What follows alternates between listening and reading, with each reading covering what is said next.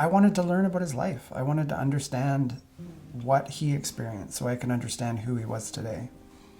And it was hard. It was a real dig to try and get to those core stories, the core material that, when I'm working with people one-on-one, that I'm able to get to it, but not with my dad. It was really, I had to sort of make up pieces of the story because there was so much that he wasn't willing to let go of or to put out there. And to this day, I don't know why. My dad passed in October of last year, and I was his caregiver for the last 3 years of his life. Like, he moved up to Squamish eventually so that I could, look after him. And that was quite the journey as well. Just this really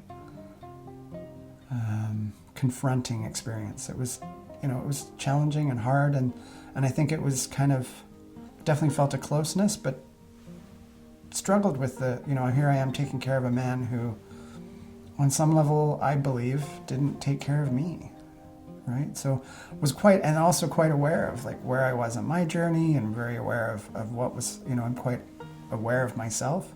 So it was a really deep, reflective time, and then all of the things that go along with becoming a caregiver for someone, and trying to practice my own boundaries and, live my life. And it was a really, really interesting time. And then ultimately, like, moving him into a care home and witnessing his passing.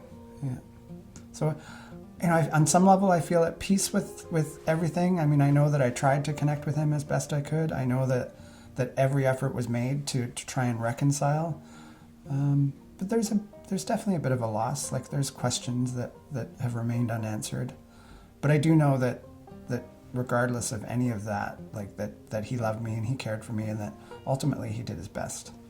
And that was really, all that was important. And I think in those, those final days, you kind of, all the things you think are important kind of become unimportant.